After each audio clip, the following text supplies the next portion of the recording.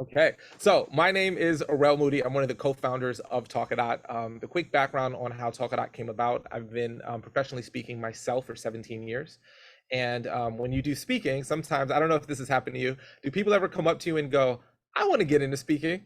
How'd you get into it? How'd you do it? So that happens a lot. So I had someone get in touch with me who was interested in speaking, who had recently sold her tech company. And I was just kind of giving her the lay of the land. And she just kept asking me, well, why is it done that way? Why is it done that way? And I was like, it's the way it's always been. She was like, well, what if there was a way to make it easier for speakers to book more speaking engagements and turn one speaking engagement into multiple?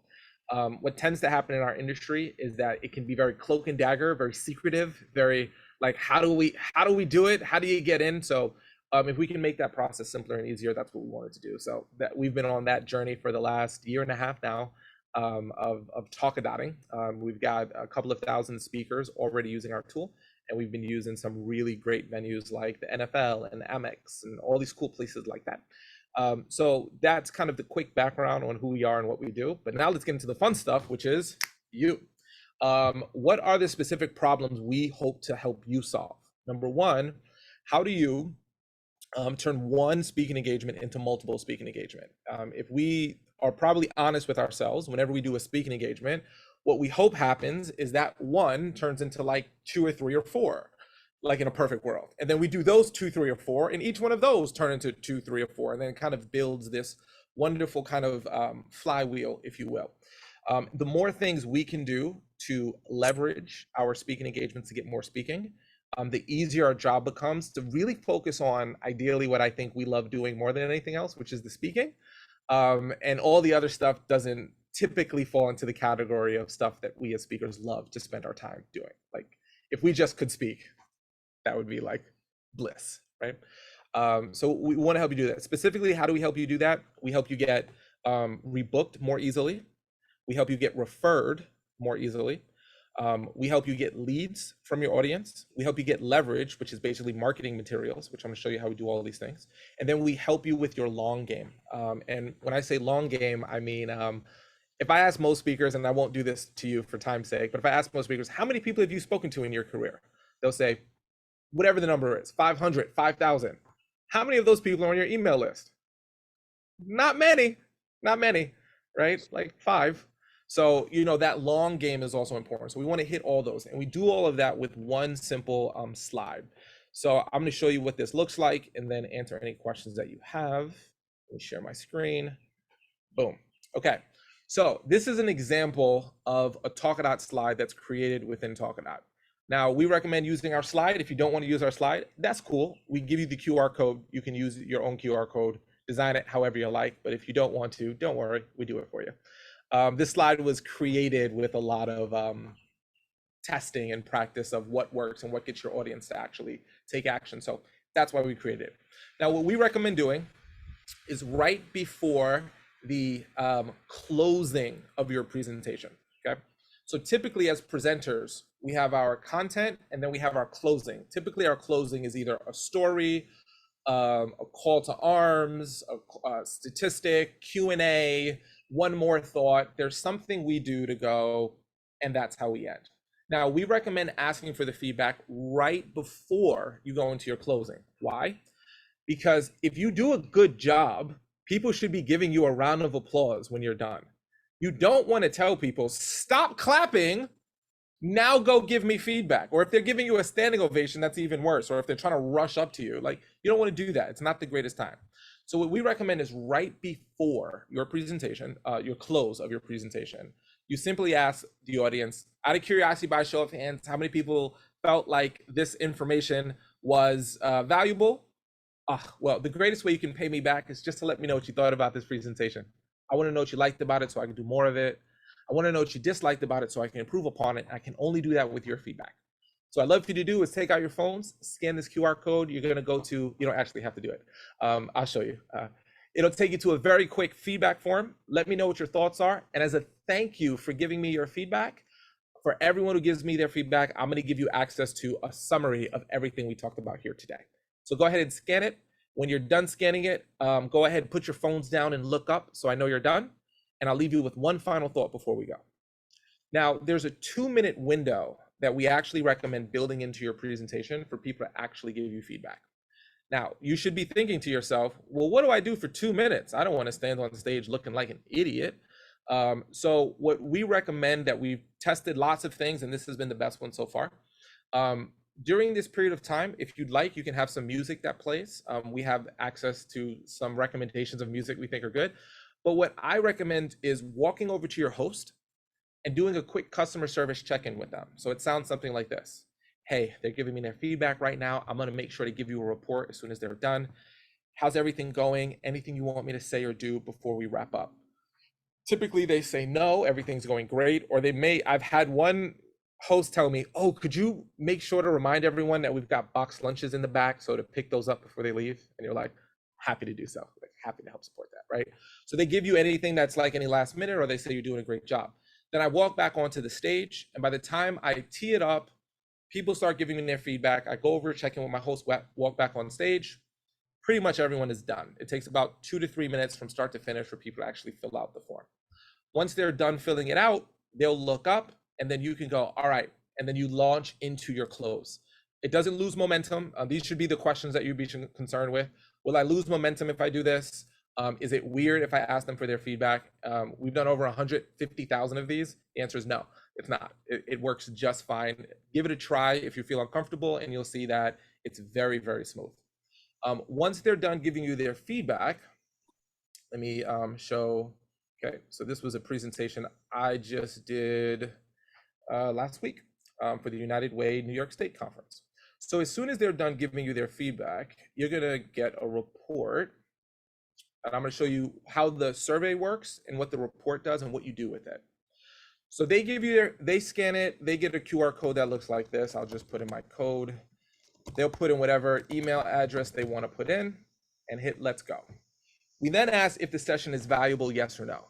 Now, depending upon the answer, will help you with this. Now, I happen to get 100% on this one. That's not normal, okay? So if you get 100%, good on you. That's not normal. This one just happened to be a very good presentation for this particular group. But out of the 94 directors of their programs, 100% found the talk valuable. So what I can now do with that is, when I share this report with my host, I can point out, look, 100% found this talk valuable. Thank you so much for bringing me in. And look, 98% said they want to hear me speak again, right? So we go, great. Once we ask them, I jumped on the reattend. Let me go back. So once we ask them, is it valuable? If they say yes, we measure how valuable the presentation was. If they say no, we find out why they didn't find it valuable. So we kind of go in different directions based on how they answer. So we asked, was the session actionable? Was it engaging? Was it interactive? Was it inspiring? Was it relevant? Okay. That information heads over to here on the side, right? So we surfaced these for you, how engaging it was, how interactive it was, how inspiring, how relevant, and you can customize those questions, right? So if you're like, hey, I don't do interactive presentations, you can customize those. So I'll show you how to do that. Then we ask, how interested are you hearing future sessions by a rel? This is a magic question because this helps you with getting rebooked and referred by your host. So let's say they say yes, great. When they say yes, this goes here. So we break it up by definitely yes, probably yes, and definitely not. The reason why that's super important is because when I share this report with my host, I'm gonna say things to them like, in this particular case, 98% want to hear me speak again, 100% found this valuable. We've made an impact here. We should definitely do it again because this is what your audience wants. So it's not my opinion that they should rebook me. It's what their data is telling them they should do. So it makes it much easier for people to justify bringing you back versus not, right?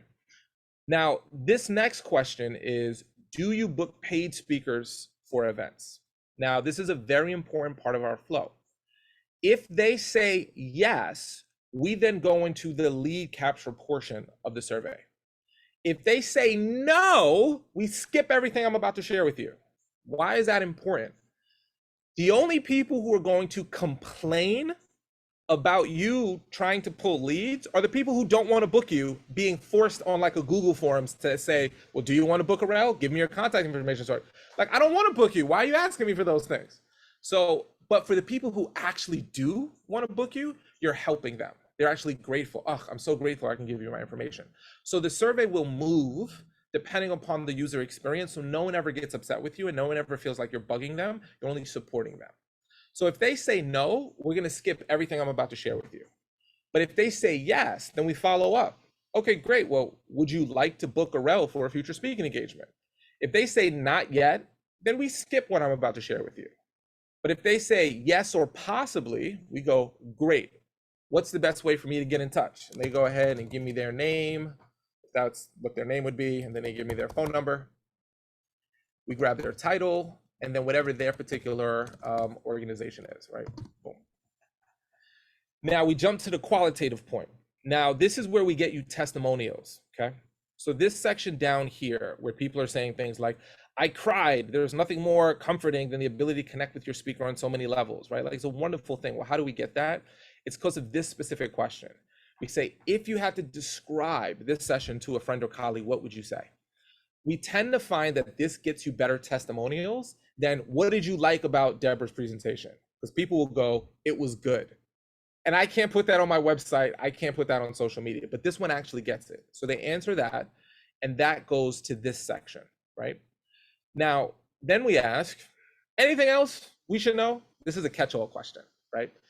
So they can say something positive here, something negative here. It's totally up to them. We don't force your attendees to give you negative feedback, because sometimes what we have found is when you force someone to give you negative feedback, they'll just pull stuff out of the air. I didn't like that Dr. Astor wore glasses. I wish she wore contacts. It's like, well, I wear glasses. What do you want me to do about it, right? So if they do want to put it, they can, but if they don't want to put it, they don't have to. You have the ability to add one additional qualitative question if you'd like, okay? So if you want to ask a question like, I do coaching, are you interested in coaching? I do tax advising, are you interested in tax advising? I talked about 5 things today. What was the most important thing you talked about? Or what would you wish I talked about that I didn't cover? So if there's anything specific you want to add, you can add one more question. And you might be thinking this, why can I only add one question, Arel? Because there's something called survey fatigue. When you ask too many questions in a survey, people jump out in the middle of it. Have you ever taken a survey and in the middle of it, you were like, this is taking too long, I'm leaving? We don't want that to happen to you. So we limit it. You can change those 5 emoji questions to whatever you like, and you can add one additional, but that's it, so that you don't create a 27-minute question that no one's actually going to fill out. We want you to get the information that's most valuable and most important to you. Once they hit next, a couple of things happens, okay? Now, these links pop up. So let me explain what these links are, because this is very important for you to know. The first thing is, this is your bonus. So whatever is that thing you want to give away, consider it a lead magnet if you're familiar with that language. You can give away a PDF, a video, an MP3, a link, an image. It doesn't matter. If you're curious on what are good giveaways, I like to give away copies of my slides. A lot of people ask me, can I get a copy of your slides?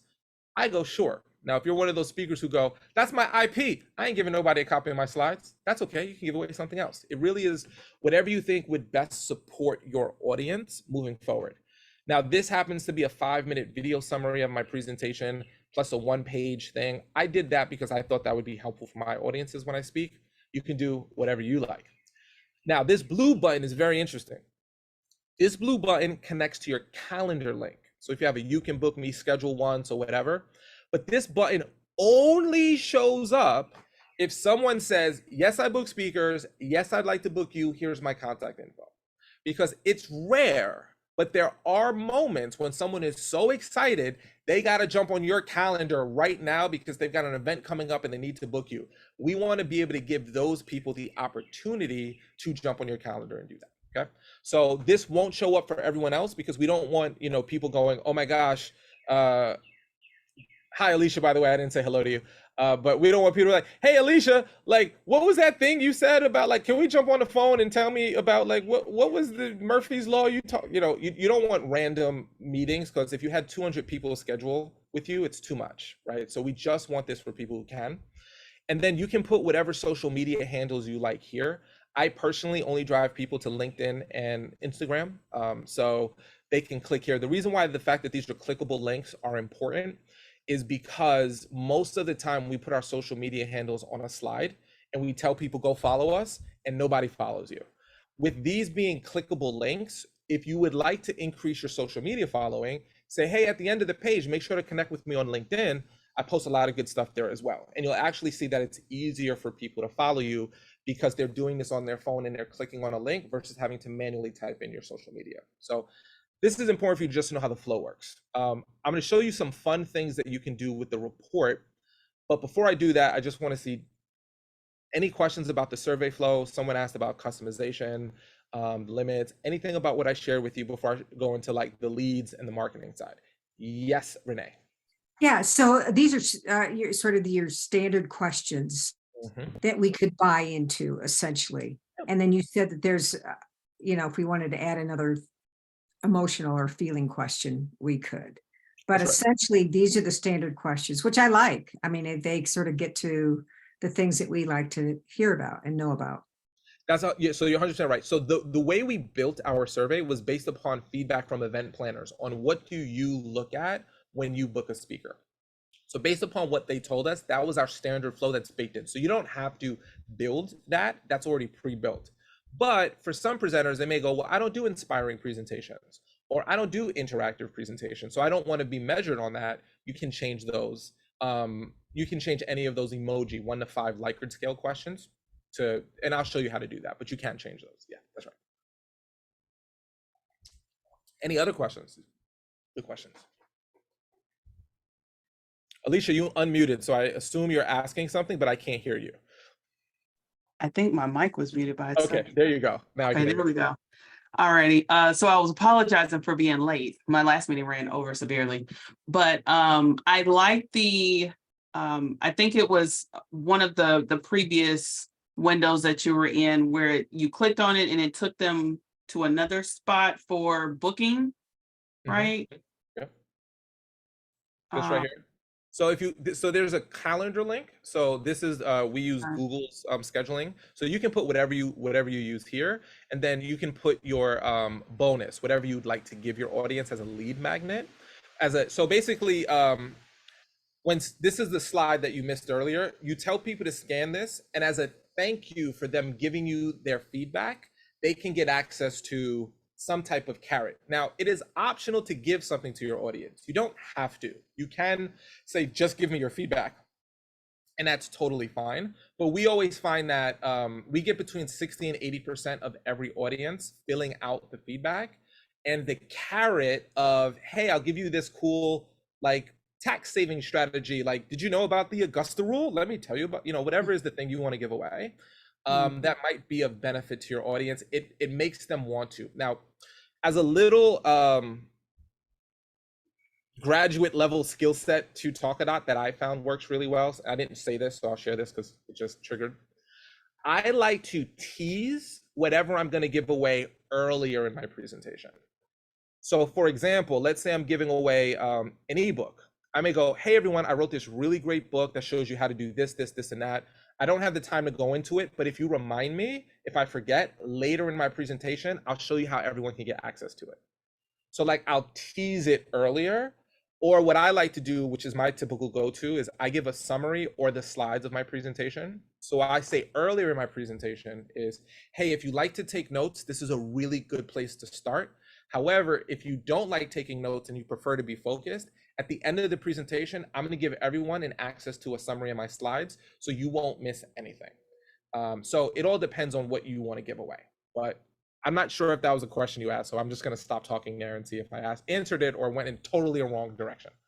No, you did. I like that. Yeah, because I've always wondered, like, what do I do? What do I give away? Because I watch quite a few people, and I'm just like, man, it's genius what they give away. Yeah, and it really, the question I ask myself is, if I were in my audience, what would I need to go to the next step with what you just taught me? So it's either a summary, or maybe you give them like, here's a 7-step checklist on, I just see that you do taxes, so I'm just going to keep going with my tax analogy here. Like, here are 5 questions you should ask any tax advisor before working with them or something. Like if there's something really meaty or specific that's like too detailed for a presentation, that's something you might give away. And you can create that PDF in Canva or Word document. Honestly, I've given away Word documents No design whatsoever. I keep it simple. So you can do that. Thank you. You're welcome. All right. So So it would oh, have, yeah. do people give away like discovery calls, for coaching and so forth? Is that something that people Yeah, give away? yeah. Yeah, if that's something you'd want to give away, like, hey, I'm gonna give everyone a 15-minute call with me. Click on get your bonus to get it. Yeah, if that's part of your business model, absolutely. Yeah, great questions. Okay, cool. So let me now show you the fun with this report and then the leads side of it. Now, this is an example of what I do with this data, which I highly recommend trying out because you'll see some really great results with it. This information is automatically created as soon as your presentation is over, right? So you don't have to go to Canva, you don't have to go to Fiverr and pay someone, because most of the time, one, people don't do feedback. If they do, it goes into like an Excel spreadsheet and it just dies there, right? Like, so what I do is the moment I get off stage, I share this report, I show this report to my host. How do I do that? Two ways. You know that thought that you think when you get off every stage, did I do a good job? Did this land? Like, I'm pretty sure I did a good job, but like, does the host think I did a good job? The host thinks that too. They want to know, like, well, people seemed engaged, but did they really like it? So I like to show this data to my host the first moment I can. Now, if I have my laptop, I like to show it to them on my laptop. If I don't have my laptop, maybe it's just my phone, where it says share this report. I click download report. It turns your data into a really nice shareable image. So the first thing I do is I'll either text this to my host and I'll say, hey, just want to let you know, we had a great event. I wanted to share this data with you as soon as I can so you can see the impact we made together. I say something like that. And I text them the data. Then I find one or two of my favorite testimonials that I think they would like to read. And I click on these three dots and go download shareable testimonial. And then I click and I download those, right? So I share, oh, and here's what a couple of people had to say about the presentation. I want them to get that euphoria, dopamine, whatever is the thing that makes me feel good about myself. I want them to get that right away.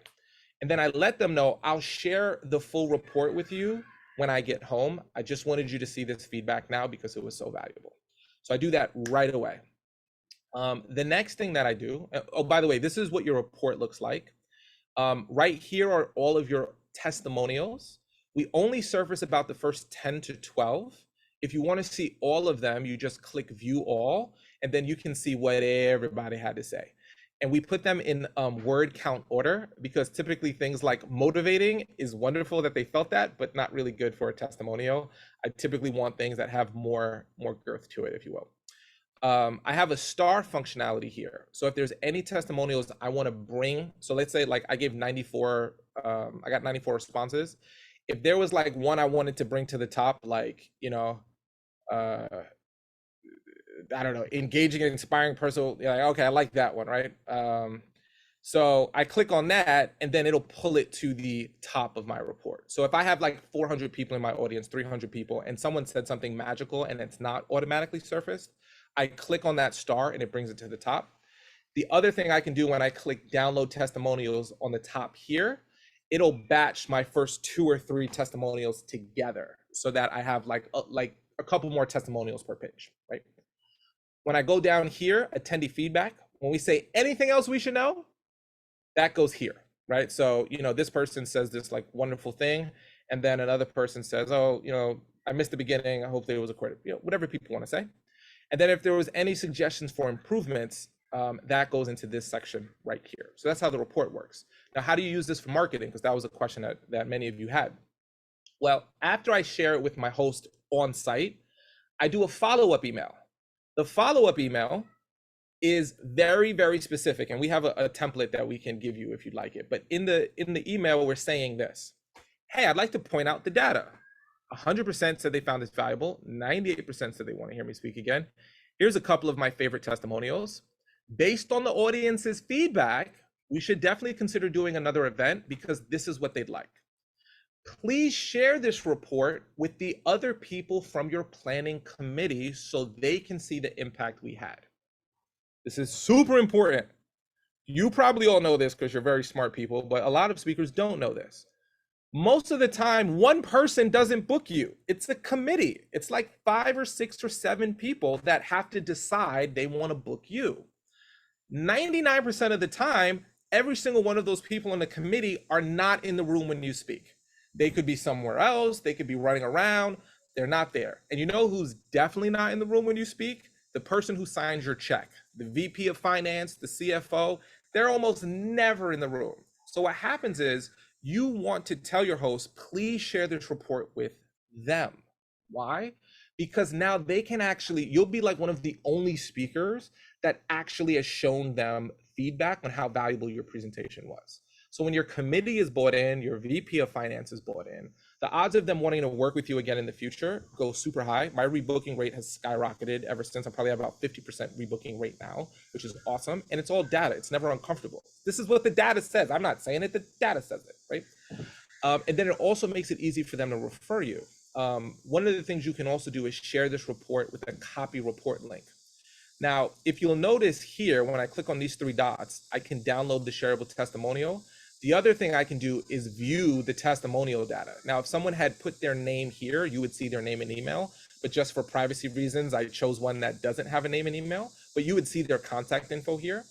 But when you go into an incognito browser, if you're not signed into your account, when you share this report with people with that URL, they can't see anyone's personal data. So you can share this report as much as you like and never worry about someone feeling like you gave their personal data or information away. So when you share this report link right here and you say, click on this report link to see the full report, now everyone on the committee can see what you did. And hosts, they love to do this. And you don't have to tell them, they'll do this organically. When they're referring you for speaking engagements, they include that link. Hey, we had Alicia speak. Here's the feedback that we got. You should have her come in. So you can use that link. They'll use that very organically, and it's happened to me many times. The other thing that you can do is use this report for your marketing efforts when you reach out to people. So let's say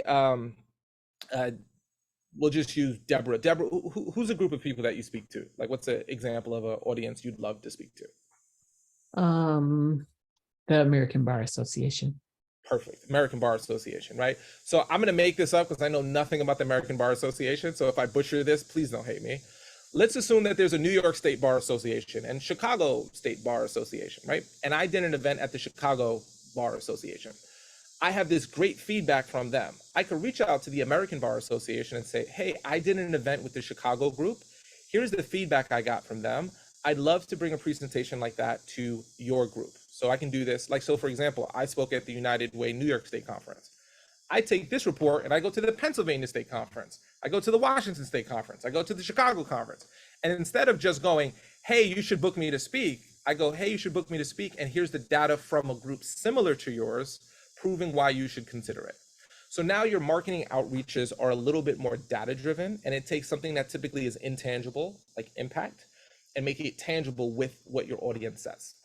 And then what I also do is I take this quantitative information and I take a few of my favorite testimonials and I post in the social media. This is why this social media post is so important. What do all speakers do after they give a keynote? They go on social media and they post a picture of themselves on stage or a picture of themselves with their arms around their audience, smiling, and they go, I just spoke at this event. But you know what everyone is thinking? Okay, I don't want to say everyone is thinking, but have you ever been to an event and there was a bad speaker at the event? Like, and you're like, do you think they think they're bad? Do you think they think, no. They think they're excellent because everyone's like, oh, thanks so much for whatever, right?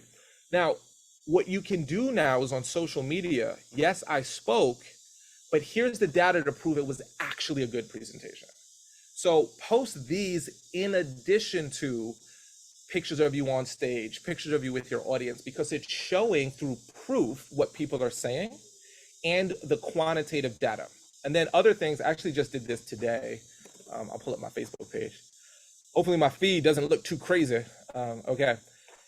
But occasionally what I'll do is I'll take comments that people have said about me and I'll just throw them onto my social media page, onto my stories, right? Like I have a presentation coming up on Thursday, but I don't have, I can go in and grab any one of these testimonials and throw them on my social media whenever I want. So I like to post them on my stories. It's just a way to stay relevant, because I am a big believer in friend requesting and connecting with potential leads, and letting your social media presence be positive, and showing them that you're good. And I get a lot of people that reach out to me saying, hey, I'd like to be interested in booking you. I've seen a lot of your posts. So you can post this on social media as well to get leverage.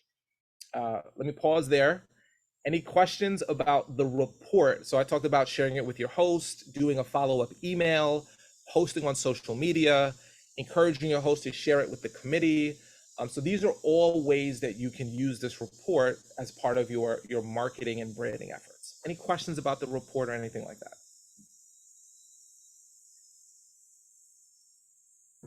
I'm going to do that occasionally. I'm going to stop and ask you questions, because I get excited talking about it, but I don't want to steamroll you. And I'm just chit-chatting, and you're like, this guy sucks. He hasn't given me any time to speak. So feel free to jump in anytime. Pretty straightforward on the report side. Okay, cool. Now let's talk about the lead side. Now, this section right here is called My Leads, okay? I'm gonna pull up a dummy account right now, just so like I'm not exposing actual people's contact info. So this is all not real, but the concept of it is the same. Now, every single person who says, I book speakers, I'd like to book you, and here's my contact information, goes into this booking category under My Leads here, right? So I can click down on the drop down arrow and see what they said about me, what they rated me, and then I've got their contact information right here. Now, you'll notice that we've got a hot lead, a cold lead, and a warm lead icon. What is the difference? The hot lead is someone who says they definitely want to book you, and they gave you contact information. A warm lead is someone who says they possibly want to book you, and they gave you contact information, right? A cold lead is said, I possibly want to book you, and they left something out, right? So this person didn't give me their title. You see this right here? So because they didn't give me their title and they said they possibly want to book me, we consider that cold. Because typically if someone's like really interested in booking you, they'll say they definitely want to book you, and they'll give you all of their contact information, right? So that's just a way for you, if you got like 50 leads, if you had to categorize who do I follow up with first, you could follow up with your hot leads. Now, obviously I recommend following up with everyone, right? Don't just not follow up with people, but you can. You can click here and download all of your leads as a CSV file. So if you want to upload it to email software service like ConvertKit or MailChimp, you can, or put it into your CRM. You can do that and create whatever sequences and triggers you have. Your referrals are all the people who said, I don't book speakers, but I can introduce you to someone who can.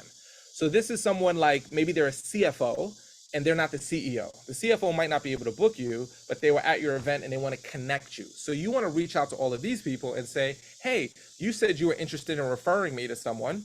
Tell me more about that. What was that about? Let's find out. And then your email opt-in, these are all of the people that gave you their email address. So these are the people I would recommend adding to your email newsletter. A lot of times as speakers, we don't do email newsletters. And one of the reasons we don't do it is because I don't want to do all the time and energy to send an email to 25 people. Like, that's kind of lame. But if you speak to hundreds of people in a year, or even thousands of people, you can add, like I've added 2,500 people to my email newsletter this year. So literally every single time I speak, the people who see me, like me, know me, had a good experience with me, now I can build an ongoing relationship with them via email. And as the saying goes, the money is in the list. Most people do not build their email list, and it's a big mistake. I know people who've been speaking for 20 years and they've got no one on their email list, and it's like, these are the people who are going to buy your books. These are the people who are going to do your coaching programs. These are the people who are going to buy your online courses. These are the people who are going to like book you to speak. Like, you got to build that relationship. So this allows you to collect it. Here's the best part about it. Not one point are you salesy, right? So my hosts thank me because I'm showing them data and feedback. And as an example, like this is probably worth noting. I did a presentation. Where was it? For this group right here, FSAE. And this is the Florida Society of Association Executives. I got 237 people to respond, right? When they did their, hold on. When they did their survey, they got 22 people to respond, right? So we're getting them a much, much bigger data set, so they're appreciative. And this is great, check this out. I just saw this. Let's see if I can find it. When I posted my data, they shared it, yeah, right here. So Florida Society of Association 2 weeks ago. Keynote around Moody asked attendees for feedback as part of and wow, did they provide? Thanks for sharing your insights and wisdom with us, right? So they like it. They're like, thank you so much. But then when I go into my my lead section, I got tons of people in the audience who want to book me to speak. So it's a win-win. They're like, thank you for the data. I'm like, happy to give it to you. Thank you for being able to show the value of my work. Thank you for the leads. It's a win-win. And again, nobody who doesn't want to hear from you is getting anything that's not relevant. So that's the lead section here. Let me pause here. Any questions about the leads, how they're surfaced to you, or how you can use them? Straightforward? Okay. Let's round out to the dashboard now. So when you log into your account, I want to show you how to get it all set up and how to use it. The most important stuff for you to do. Number one, if you have not added a photo to your account, please add a photo to your account. The reason why is if you don't add a photo, when someone takes your survey flow, this image of you is going to be blank. So it's going to look weird. So you're not going to want that. So for sure, add a photo. I'm surprised at how many people don't add a photo and then go, why is there no photo? It's like, well, you never added one. So we don't know what you look like. You got to tell us. Okay, so add a photo. Then right here is how you create your Talkadot slide. So you just click this button that says add another Talkadot code. Now, the first question we ask you when you create your slide is, do you want to collect contact information or leads? It's by default checked to yes. So that question, do you book speakers? Do you want to book a route? That's auto. But maybe you're doing a presentation. It's not appropriate for you to collect that information. For example, you're doing 5 trainings for the same group of people, and you've already asked them the first 2 times, do you book speakers? Maybe the 3rd time it's too much, like you don't have to ask them. So you just want the feedback. So all you do is toggle that to no, and then it won't ask them, do you book speakers or collect their contact info. Then you create a short word. I'm gonna use, I don't know, habits, because I'm looking at Dr. Astor's background there, right? So let's say you want your code to be habit. Then you add a description. This is like my, 7 habits for being cool PDF, right? Whatever you want to call it, it's just to remind you of it. Or you could say, I give this to CEOs of public companies, right? Whatever. The description is just for you to remember why you chose this particular thing, right? Now I can post a website link. I can upload an image here of whatever, I want to give away. Like I can put that there. Now, a lot of times my images sometimes aren't named anything. So that's why I like to know what is the thing that I put there, right? Then we have the advanced features. Now, and by the way, you don't have to give anything away. Like if you don't want to give anything away because it's like a brand new presentation and you don't have anything set up, you just leave that blank. The advanced features right here. So can I ask you a quick question? Of course. So you can upload, is that what that does? It uploads if it's a document, a video, or That's what? right. Okay. So if I wanted to put in a link, I can just type in the URL here. Mhm. Or like you said, upload a PDF, a document. This is where I'd upload it so that at the end of the survey, when someone clicks get your bonus, they'll get the thing I want to give away. Cool. That's exactly right. The advanced features is how you change it. Oh yeah, go ahead, Deborah. Are there any size limits on the type of files that you would? We haven't hit it yet. So to my knowledge, you can go to town on it. I put in 100-page, like 200-page PDFs of my book before. Okay. If you run into any size issues, I would just recommend uploading it to Dropbox and then putting your Dropbox links there. Is what I would recommend. Yeah, but we haven't run into any size issues. And it's actually a good question. I should know the number. Like if there is actually a ban, I'll ask my tech people because I should know what that is, but we haven't run into it yet. So hopefully you won't run into it. Okay. So those questions of, let me go back.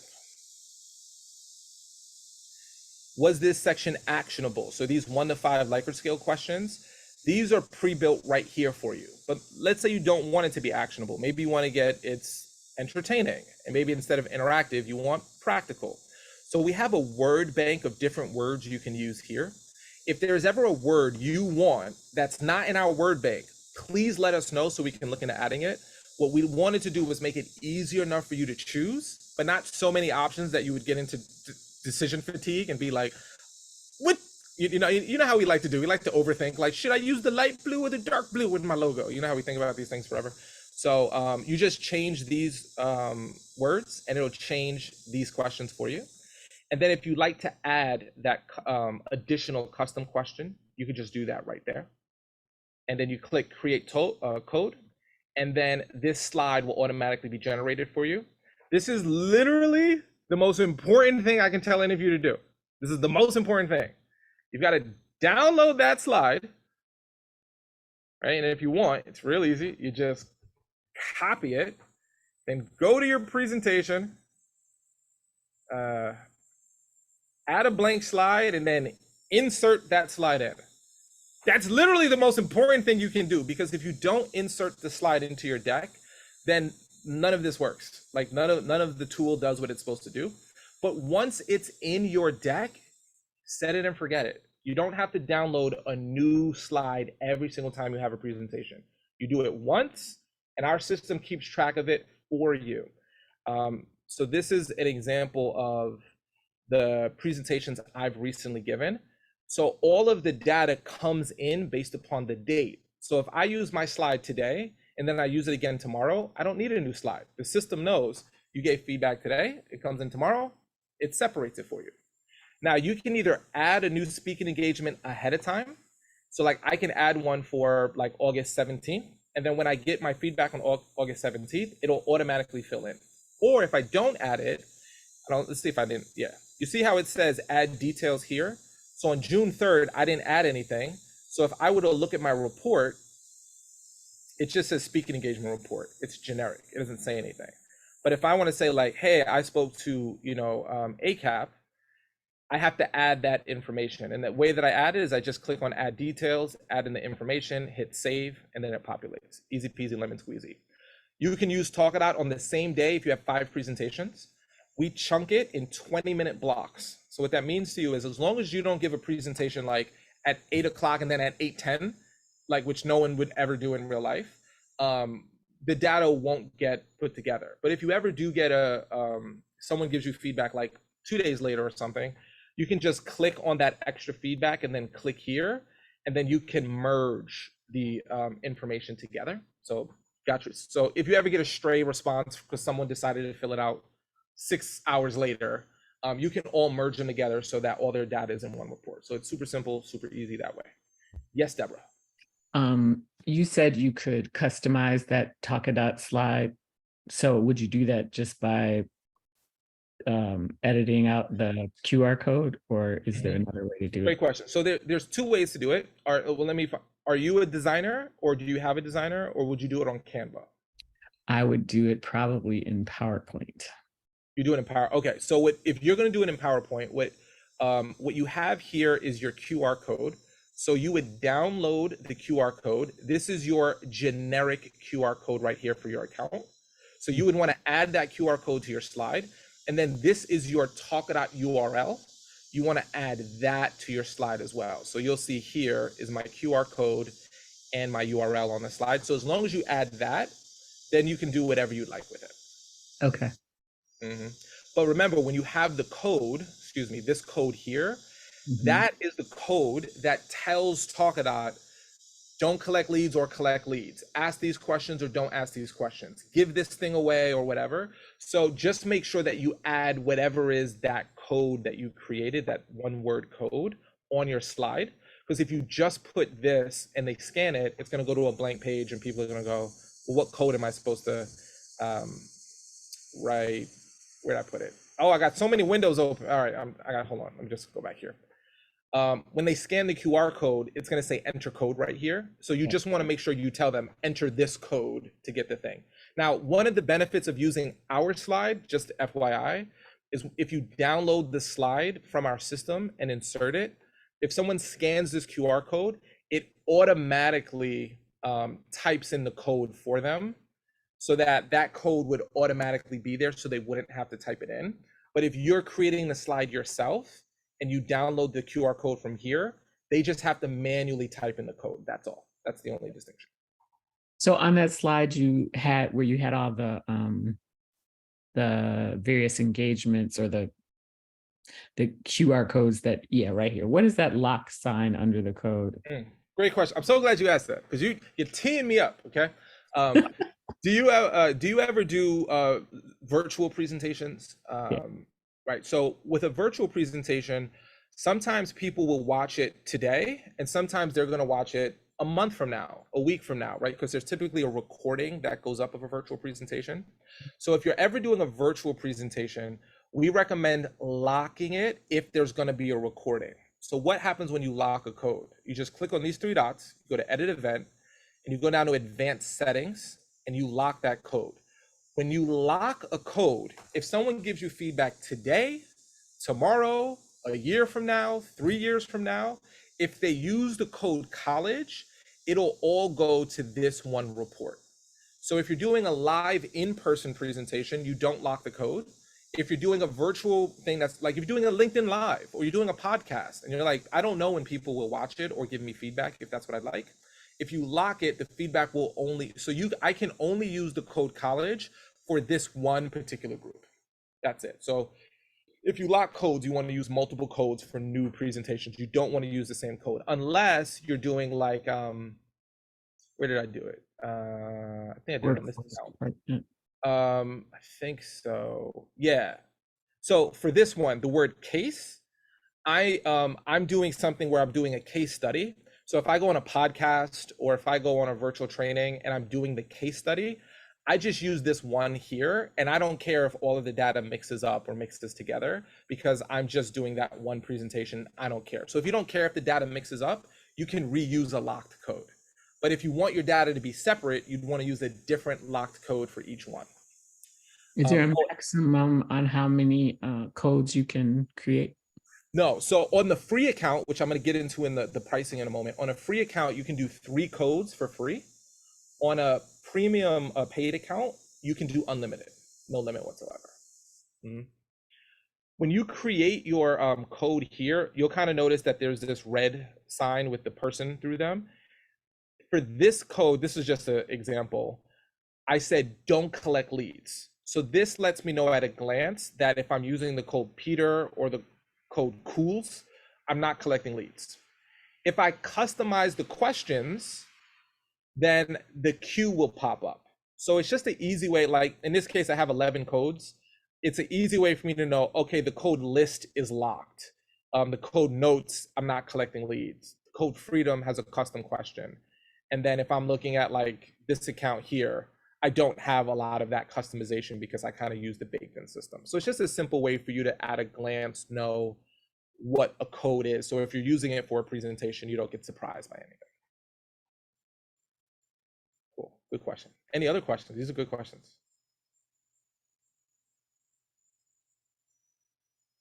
All right, cool. Let's go into, oh, this is a cool little feature. I like it. Oh, wait, did you have a question, Alicia? No, okay. This is a cool little feature we have. This is gonna benefit you over time. So in the beginning, since all of you are new, but over time, this is gonna be a good benefit to you. So we have this thing that says your public profile, okay? If you click on your public profile, this is a culmination of all of your data in one report, okay? So out of the 3,575 people that have given me feedback, 99% have found my talks valuable. 97% said they want to hear me speak again. You know, my relevancy, engaging, actionable, interactive. You can see all of my scores here. And the reason why, here's how I use this. This is in my email signature. And I tell people, here's what all of my, audience members have to say about my talks, click here kind of thing. It has a little bit about who I am and what I speak on. And then it actually has a link to all my individual presentations here, okay? And the reason why that's valuable is because when I talk to clients, I like to let them know, I consistently do a good job, right? Like if you book me, you're probably nervous I'm gonna suck. But look, if I have all of these people and all of these events saying that I'm doing a good job, like you can feel pretty confident in knowing if you book me, it'll be good. So as time goes on, if this goes well, and hopefully it will, you can share like, take a look at what I'm doing, people. I'm out here changing lives and making a difference. Okay. If you have any events that you don't like, delete them. I didn't tell you that. I'm just letting you know you could. Okay. But you know what I'm saying? This is where we at, people. I'm just trying to be honest with y'all. Okay, so let's talk about pricing, because this should be a question on your mind. So if you're someone who speaks probably less than 5 times a year, we recommend getting the hobbyist account, which is our free account, right? So with the free account, you get unlimited responses, unlimited events. So get as much data as you want for as many events as you want. For the leads section, it's capped at 100. So if you get 100 referrals, booking leads, email opt-ins, whether you get, if you do one presentation with 12 people and then you do another presentation with 10 people, that's 22, right? So like if you're like getting started and getting your feet wet, get up to 100. Our hope is if we can get you 100 people, like something good's going on. So maybe you should consider going over to the pro account, right? You can do 3 offers, so 3 different giveaways with a free account, and you only actually get our standard feedback sequence. So the one that I just showed you that's baked in, you get that one, and the public profile. If you're someone who speaks more than 5 times a year, and you're like more in the professional speaker side, like we recommend you get our pro account for professional speakers. It's $35 a month, billed annually. If you were referred by someone, you can get a little bit of a discount off of it. And you'll know if you were referred by someone. I think all of you were. So if you do upgrade, you'll get a discount. But with the pro account, you get unlimited everything. So unlimited responses, unlimited events, unlimited opt-in emails, unlimited leads. So if you get 1,000 leads, 2,000 leads, 1,000,000 leads, no limit there. You can customize the feedback sequence. So you can change those emoji questions. You can add that additional qualitative question, that like kind of feelings, emotions question. The booking link integration. So for people to jump on your calendar, that's on the pro account as well. If any of you have SpeakerFlow, do any of you have SpeakerFlow, the CRM? Oh, 2 of you do. Okay. So we have a direct integration with SpeakerFlow. So as your leads come in, they can just automatically kick off all the fun stuff Austin and Taylor have created for you on your back end. So that's part of the pro account as well. And then we have a private Facebook group where we do trainings and free things for our users all the time. We just did a training on like how to get booked in the college market, and we're going to be doing one on how to get booked in the corporate market. So we do stuff like that at no additional charge for our members, and you can get access to that kind of stuff in the Facebook group. So that's how the free and the pro account works. Any questions about the pricing? How about what ifs? Go ahead, Renee. I have a question about the code, the 3 offer codes. You're talking about not just 3 speaking engagements, you're talking about what you're giving away. Yeah, so you see, right? So my account's aggressive. I got 56 different things going on here, right? So let's say you talk to CEOs, you want to give something away to CEOs, and you talk to college students, you want to give something away to college students, and you talk to mid-level managers, and I'm making all this up. You can give away 3 different things. Now, if you wanted to give away a 4th one, then you would have to upgrade to a pro account. Or if you're like, hey, I'm going to be on a podcast or a webinar like once a week, you could only lock 3 codes and then they would be limited. So then after that, you want to upgrade to a pro account, but you can give away 3 different things on the free account. But unlimited speaking engagements. Unlimited speaking engagements. Yeah. Use that one code 65 times in a year. 100 times in a year, no limit. So the code doesn't necessarily, just to be clear, the code doesn't distinguish what presentation you're doing or what group you're speaking to. It's what you're giving away. That's right. Right. Okay, now that's clear for me. Got it. Yeah, great question. Great to clarify that. So, for example, this code bunker here, I'm giving away this particular report here. So when someone uses the code bunker, that's how they get access to that particular report. And if I wanted to change the questions, so instead of saying interactive, maybe I want it to be practical, right? And I hit save changes. When someone uses the code bunker, I'm going to ask on a scale of 1 to 5, how actionable was it? but how practical was it as well? So this code locks in everything that's happening here. I'm just going back to interactive because that's how I want to be measured. Yeah, great question. Now, if I were in your shoes and I was just getting started, the most important next steps I would take if you haven't done this yet is add a photo to your, go into your settings, go to account here, make sure to add your photo, add any of the social media that you want to add here. So like add those because that'll make sure that your account is set up. If you've got speaker flow, you can, put in your integration here if you'd like. If you don't want your public profile to be public, you can turn off the visibility of that. You have the control of that, so you can do that there. So that's the first thing I would do. The next thing I would do is create my slide. That's the very next thing I would do is create my slide, insert it into my presentation, and be done with it. You can always edit it later. You can always change it later. If you're someone who's like, I don't know anything about giving away stuff, and this is already over my head, which we do have some users like that, we created this talk code for you that's pre-built into all of your accounts. So if you go to download slide, the slide is pre-built with our standard sequence, and when someone uses the code talk, it gives nothing away at the end. So if any of you were like, oh Lord, I don't know how to do any of the stuff you just said, just download this slide, insert this into your deck, and then you're good. But I highly recommend to put in something that's relevant to your audience. Yeah. Okay, cool. I know we're at the top of the hour here.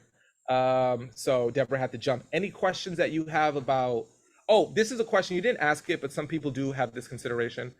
Do you have an affiliate program? Maybe you know other speakers and you're like, hey, I got a speaker friend. I think they need to be involved. Please share this with them. So you get this link right here.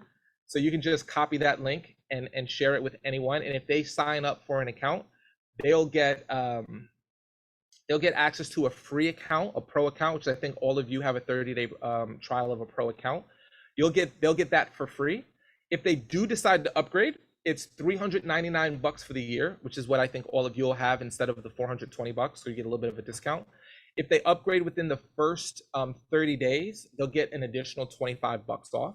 So it'll be just $374 for the whole year. So if you book one speaking engagement, you should make more than all your money back with Talkadot. Like, it's really straightforward.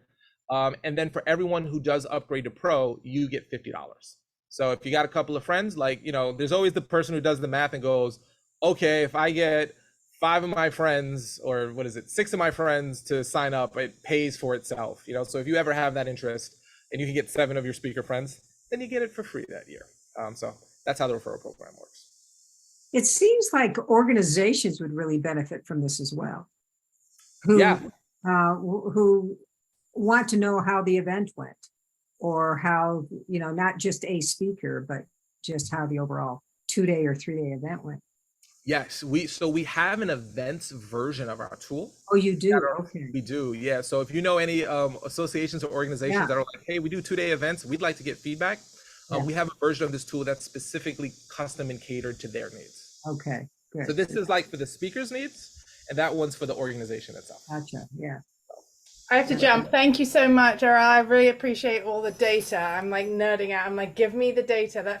I find selling really stressful as an ex-recovering academic. So like the data thing, I'm like, yay, I can sell myself on data. That feels really comfortable. That's right. Thank you, doctor. Yeah, that's 100% right. If the data says it, there's nothing. Yeah, it's all fucking true, right? Statistics don't lie. There it is. Thank you so much for being here, doctor. Bye-bye. Any other questions? I know they're at the top of the hour, so I want to be respectful, but also make sure you don't leave with any questions. Just a quick question. So if we get to a point where we get stuck, we can just reach out, send an email or something, and someone can check. Oh yeah. So you should have been getting emails from Mike Mays. If you haven't from him, if you email hello@talkadot.com, okay, you'll always get us reaching out to you, supporting you, helping you. Like, we're here to support you continuously. Every single week, now that you've done this onboarding, you can jump on what we call an AMA. It's an Ask Me Anything. Once a week, I jump onto a call and I go, any questions you have whatsoever about, I'm uncomfortable teeing it up, or, there was 100 people in the audience, only 5 people gave me feedback. Can we figure out what went wrong? Or how do you download this? Like I jump on once a week. So if it's easier for you to jump onto one of those, ask any questions, we support you.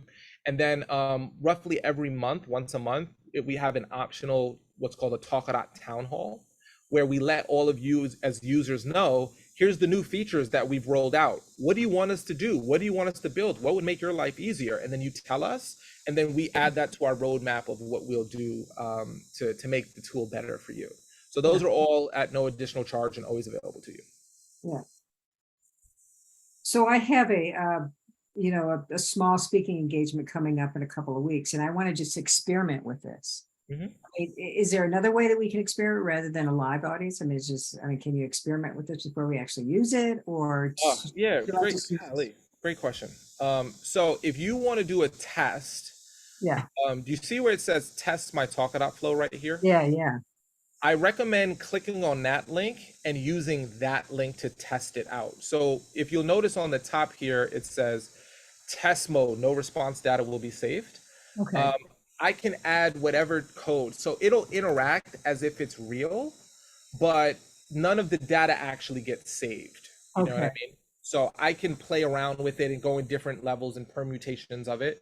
So that's how I'd recommend testing it. If you'd like to do like a test that's not you, I recommend doing something on like LinkedIn Live or Facebook Live and like getting some of like, hey everyone, I'm going to be talking about bloody, whatever it is. Let me know what your thoughts are. I'm going to put a link in the chat or scan this QR code and let me know what your thoughts are, and do a LinkedIn Live and see what kind of feedback you get. You can lock the code. Again, I'd recommend locking it if you do a Facebook Live just so it comes in. And then if you want to delete that afterwards because it's just a test, you can. But that would be how I would test it internally, like just to make sure it all looks and works the way I want it to. And then if I actually wanted to test it in the real world, a LinkedIn Live, Facebook Live is the easiest way to test it. I prefer LinkedIn Live because I just prefer LinkedIn for professional related stuff. Again, 2-3 people, you just want to make sure it works the way it's supposed to. Sure. Yeah. Great. Cool. Any other questions popping out at you, Alicia or Renee, before we go? No, this was good. I'm actually going to use it. I have a speaking engagement next Friday, and I'm sitting here thinking like, man, I should have had this when I spoke like maybe 2 weeks ago. But I'm glad you put a number on it, because I was sitting here wondering, I said, can I make this work with the free? But I do speak more than 5 times a year for sure. Yeah. So, what I'd recommend, there's a Chinese proverb that says the best time to plant a tree is 20 years ago. The second best time is today. So, I can't help you 2 weeks ago, but we can help you for next Friday, Absolutely. Yeah. So if it's under 5, yeah, for sure the free account is more than enough. And then as you start building up, I would recommend the pro account for sure. Yeah. Awesome. Thank you. Super. Thank you so much. Yeah, my pleasure. Thank you so much. Look out for our emails if we can be of support in any way. I'm the only Arel Moody in the world. So if you're on LinkedIn or Facebook, feel free to reach out. Like I love talking to folks like you, so feel free to reach out to me. But hello@Talkadot. We'll get any question you have answered right away. Super. Thank you so much. This has been great. Yeah. Thank you so much. Have a great day. Bye.